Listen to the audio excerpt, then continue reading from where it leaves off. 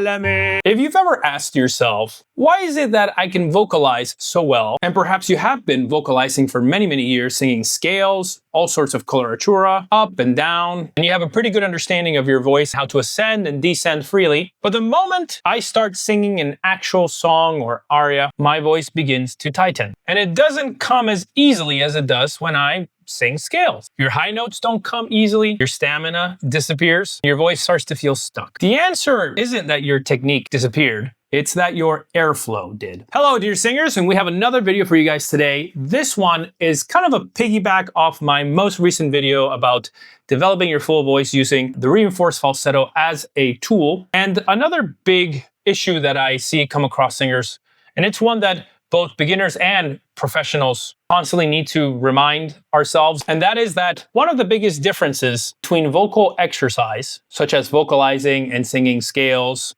and then singing repertoire, is that during vocalization, if we're doing it correctly, we're always singing in one continuous stream of air. We inhale, open the instrument, and then as we exhale, the air begins flowing, the vocal cords come together gently. That air that is flowing initiates contact, which begins vibration, and the tone begins to spin. And we don't ever stop exhaling. If we stop exhaling, we stop singing.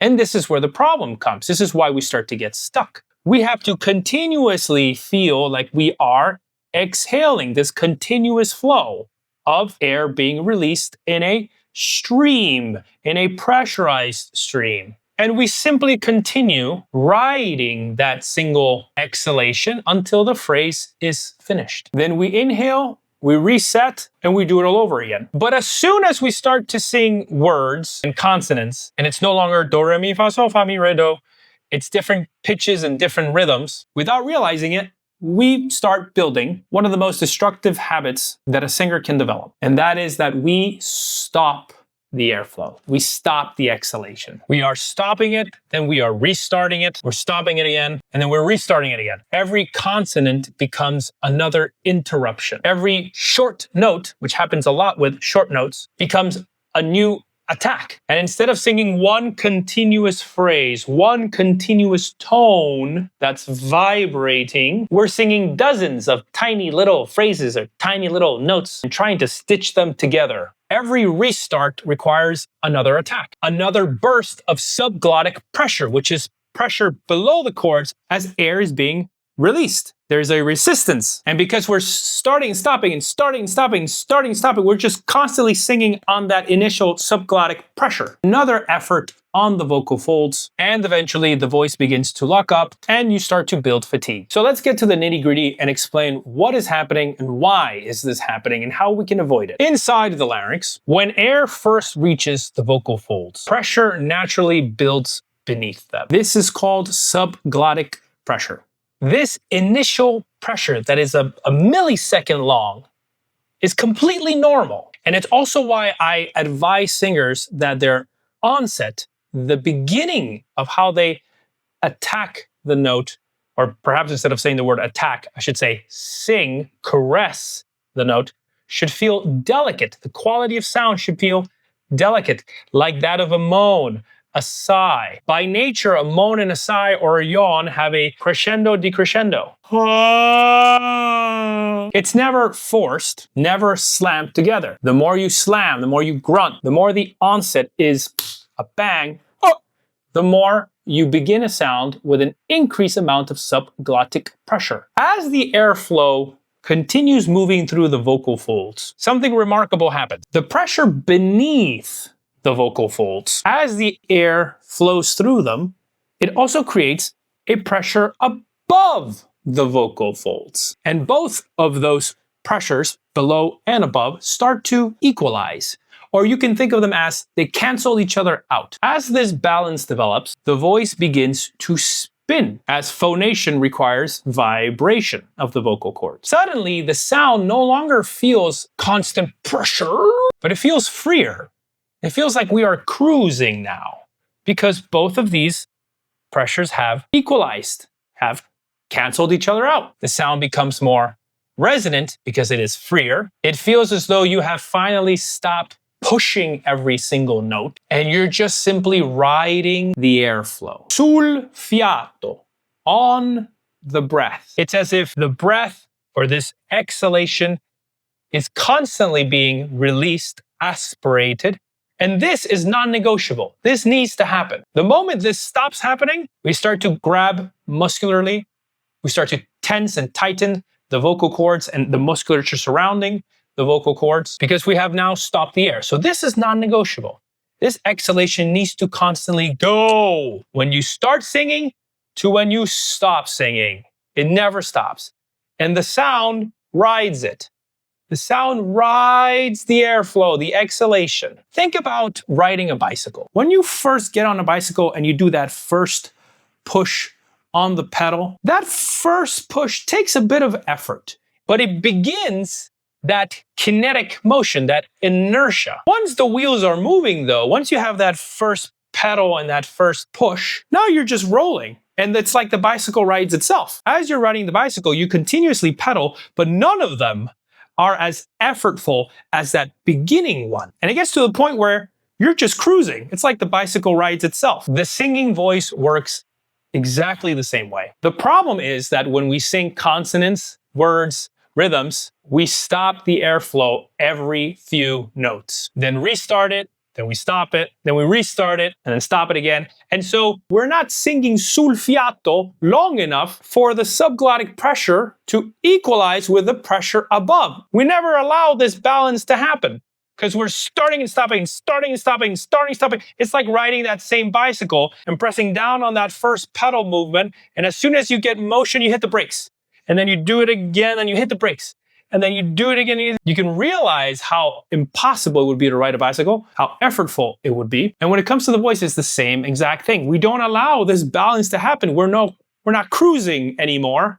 We're just constantly singing on the initial effort, the initial subglottic pressure, that initial resistance, which causes a huge amount of fatigue. We're constantly singing on that initial burst of pressure beneath the vocal folds. The voice never settles, it never cruises, and it never spins. Every note feels like a new beginning. Another attack, another push. This kills stamina.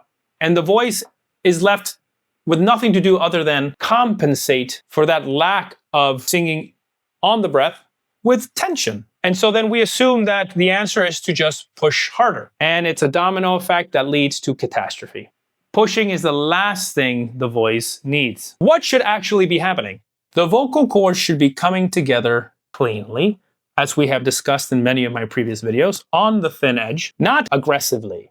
They should vibrate primarily along their thin edge while stretching and lengthening as pitch rises. Meanwhile, the muscles surrounding and supporting the larynx should remain free from unnecessary tension. This is where my previous video about reinforced falsetto, this is another aid that reinforced falsetto can help with, because we are trying to adduct the cords at their thin edge while independently maintaining the surrounding musculature that houses those vocal cords from contracting tense. The problem is that we either do everything and we adduct and grab and tense and contract the musculature, or we relax everything. We relax the musculature, but then we also relax the vocal cords and we open everything. And everything is breathy. Reinforced falsetto helps with that because it's one of the few tools that allows you to get a thin edge adduction while also maintaining the surrounding musculature quite free of tension. The larynx should never feel as though it is grabbing or squeezing around the sound. I've made a whole video about this, but it's good to remind ourselves. Inside each vocal fold, there are layers of musculature. One of them is called the vocalist. The vocalist forms the body of the vocal fold. Its job is to help adjust the thickness, the tension, and the shape of the vocal fold. When we repeatedly stop and restart, stop and restart, stop and restart the airflow, the vocalist often becomes overreactive. The surrounding laryngeal muscles that house the vocal cords begin to help when they shouldn't. So instead of the voice being suspended on the breath, sul fiato, everything begins to grip around the sound. And we get that feeling of heft, that feeling of lifting weight, that feeling of bracing. Sul fiato, on the breath, does not mean that the breath is pushing the voice either. Don't mistake one for another. But because the airflow never stops and the sound is accompanying that release, the air feels like it's almost alive and the vocal folds continue to vibrate. The pressure, as we have discussed, equalizes, the resonance continues spinning, and instead of singing 20 separate notes in one musical phrase, you are singing one continuous vibration that simply changes pitches, but is one continuous tone. Sure, there might be 20 pitches, but it's one flow. You're not exhaling 20 times.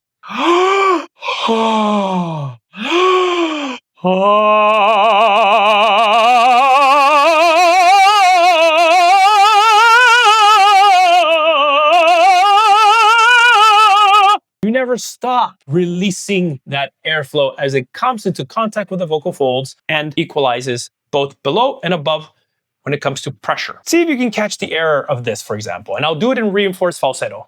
Oh mio bambino caro. Did you spot the errors there? I only sang sul fiato twice. I started it, then I stopped it. Straight toning, holding, grabbing. I started again, and then straight toning again. We do this a lot, unconsciously. I don't think we're aware of it. Una furtiva lagrima. We vibrate some notes and we don't vibrate others. And we're singing pitch, pitch, pitch, pitch, note, note, note, note, note, note, note, note, note, note, note, note, note, note, note. It's not one continuous tone. It's not legato. Start to visualize an aria that you're singing or your repertoire as chunks. That's musical sentences. That's what a phrase is a sentence. It's not one note, two note, three note, four note. It's one phrase. And think of those chunks as one exhalation. This is one exhalation. Then I'm going to inhale and reset and sing this next chunk, which will be one exhalation. And I will not stop the air, I will not stop the exhalation until I finish this musical phrase. So again, it's not oh mio bambino ca. It's one exhalation. Oh mio bambino caro. Ne son dorma. It's not nessun dorma, nessun dorma. Vibrating some, stopping the air on others.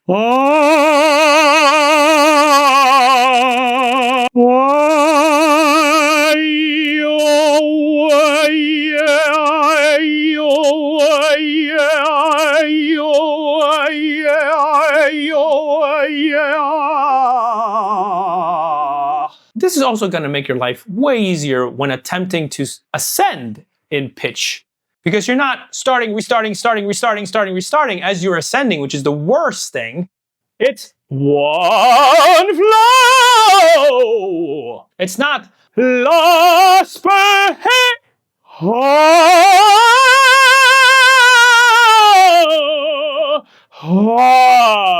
It's not la spe. That's 1, 2, 3, 4 notes that you sang instead of one continuous flow.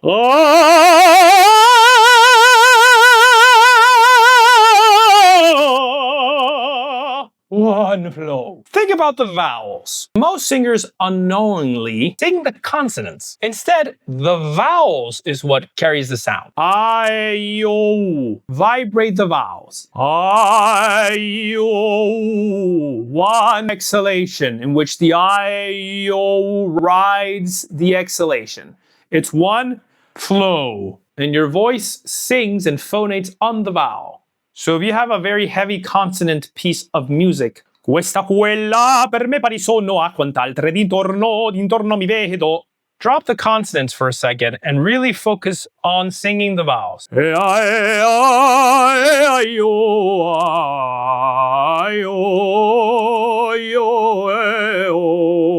The vowels should carry the sound. The consonants simply shape the language. Another comparison. Imagine a river flowing downstream. The airflow, the vowels, is the water flowing downstream. The consonants are stones placed in the river. The river doesn't stop just because it encounters a stone. It simply flows around it. That's exactly how language should behave while singing. The airflow never stops. The resonance never stops. The vibration, the spinning never stops. The consonants, in a way, become links in a chain, not breaks in the chain or stops. Don't see them as obstacles. Sing through them. Questa quella per me pari sono a quanto altre d'intorno mi vedo. Nel mio cuore l'impero non c'era, meglio ad uno che ad altre beltà. Questa quella per me pari sono a quanto altre d'intorno mi vedo.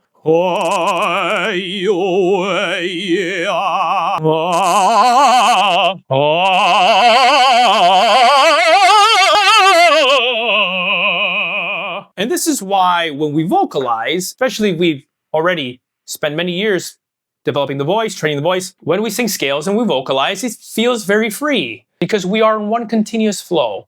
We are vibrating one vowel, but then we forget to do that continuous flow when we apply it to repertoire. Think of repertoire as vocalizations. Sing the vowels without the consonants. Vibrate all of them. One continuous exhalation. And this is the final takeaway. Don't think about singing note after note after note after note.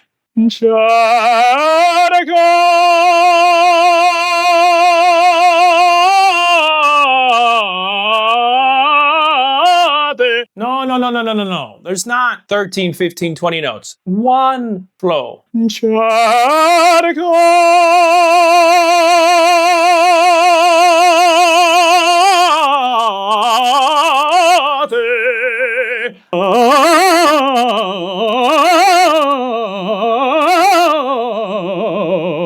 Whatever the phrase is, whatever the notes that are coming at you are, you have to think of them as it's one path.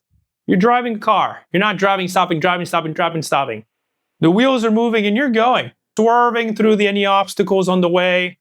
That's what the pitches, what the consonants are. But you're going. You're not stopping. Go. Stop. Stop. No.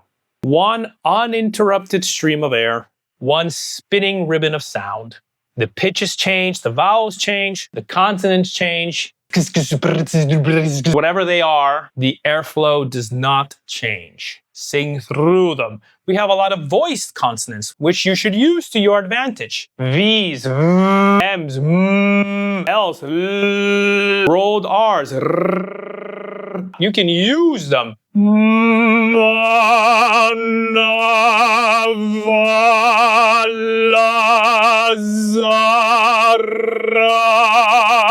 moment you stop treating singing as 20 individual notes, starting, stopping, and begin treating it as one continuous breath, everything changes. As we have discussed, the pressures equalize both from the bottom of the vocal cords and the top. The vocal folds and the musculature surrounding the vocal folds are able to relax and vibrate more efficiently. The larynx remains free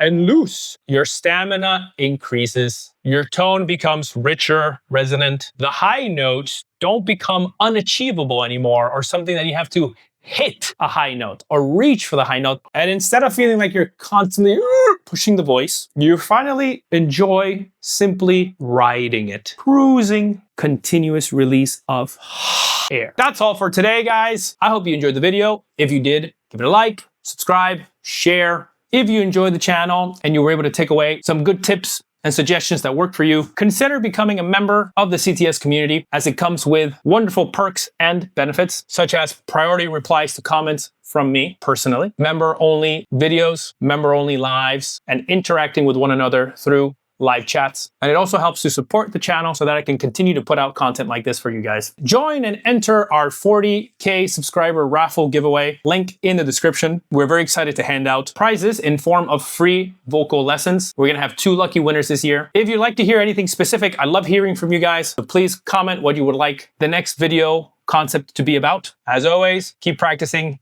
keep studying. The work continues. Ciao, ciao for now.